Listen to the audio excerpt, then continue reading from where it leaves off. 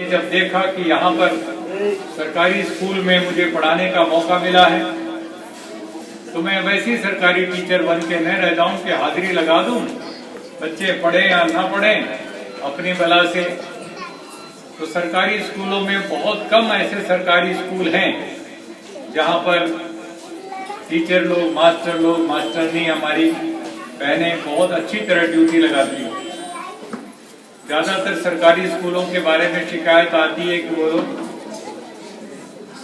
इतने लगन के साथ नहीं पढ़ाते, लेकिन हमारे मैथुर डेरे के इस स्कूल का बड़ा सौभाग्य है कि सतीश आवास जी आए और उनके साथ हमारी दूसरी जो मैडम्स हैं, टीचर्स हैं, रितु मैडम हैं, पूनम है और जितने भी हैं टीचर्स भी यहाँ पर एक से एक लगन वाले सब लोग आ गए और इन्होंने अपनी टीम बनाई और टीम बना करके गए कंपनी वालों से, फैक्ट्री वालों से, लार्सन टुकड़ों से कि भाई तुम्हारे पास कारपोरेट सोशल रिस्पॉन्सिबिलिटी का इतना पैसा करोड़ों का होता है और ये मजदूरों की बस्ती तुम्हारे फैक्ट्री के साथ लगी हुई है, कुछ पैसे लगाओ, बिल्डिंग बनाओ बच्चों की पढ़ाई में।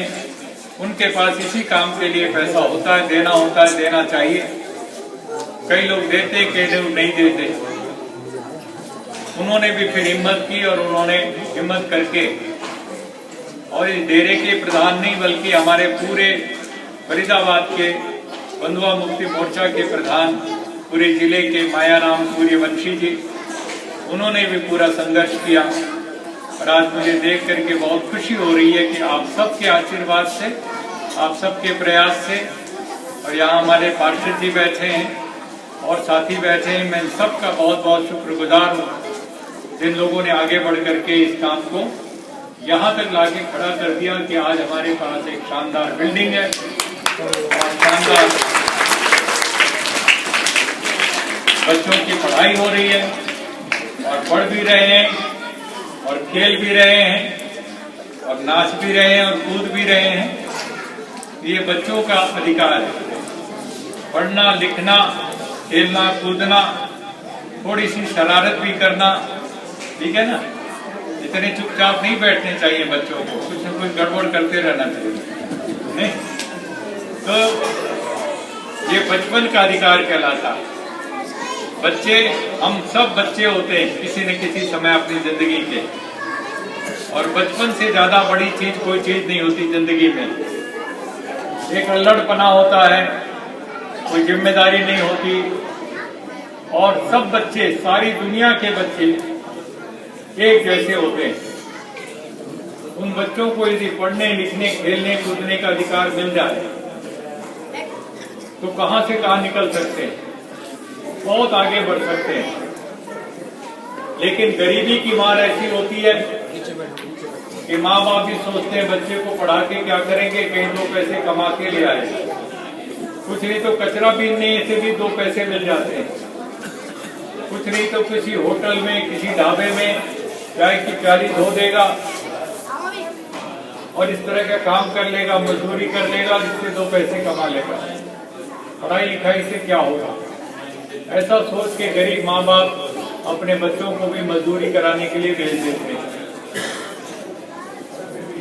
लेकिन बच्चे के अंदर जो ताकत परमात्मा दे चुका है, उसको शरीर भी दिया, उसको दिमाग भी दिया। हम लोगों को कभी नहीं भूलना चाहिए कि परमात्मा जब हमें पैदा करता है, और बच्चे जरा मेरे सवाल का जवाब देंगे, मैं आप लोगों से पूछूंगा, मैं आप लोगों से एक सवाल पूछने जा रहा हूं। ये बताओ, परमात्मा जब हमको पैदा करता है तो हिंदू या मुसलमान बना के पैदा करता है कि इंसान बना के पैदा करता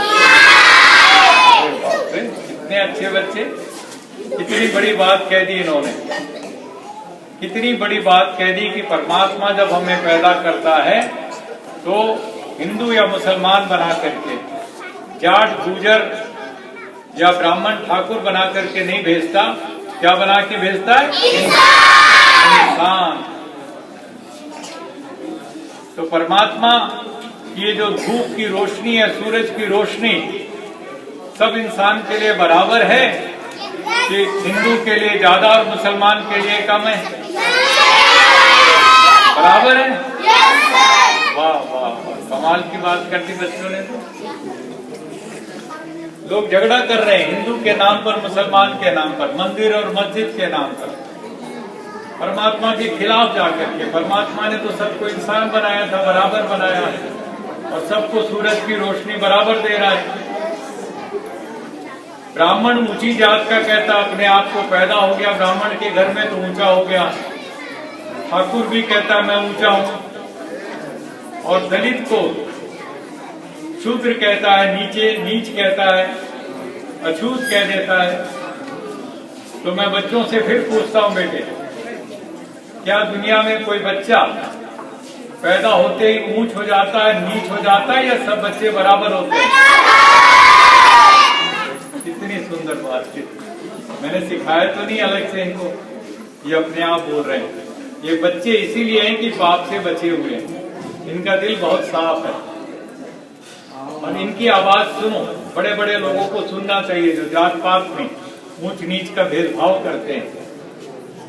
ये जो सांस हम हवा ले रहे हैं, सांस से ले रहे हैं ना सब लोग हवा, तो ये हवा सबके लिए बराबर है कि अमीर के लिए ज्यादा बढ़िया और गरीब के लिए घटिया अलग अलग है? अच्छा, आपने तो मेरी बात को भी गलत कर दिया। मैं तो कह रहा अमीर के लिए बढ़िया हवा, गरीब के लिए गंदी हवा। नहीं, सबके लिए बराबर। बहुत अच्छा। सूरज की रोशनी सबके लिए बराबर, सांस लेने की हवा सबके लिए बराबर। बरसात की बूंद गिरती है तो बेटे के ऊपर बढ़िया गिरती है अच्छी तरह से, और बेटी के लिए नहीं गिरती। अच्छा, बराबर। अच्छा जी, तो बेटा बेटी का फर्क नहीं करती, न सूरज की रोशनी करती है, न सांस लेने की हवा करती, और न बरसात की बूंद करती।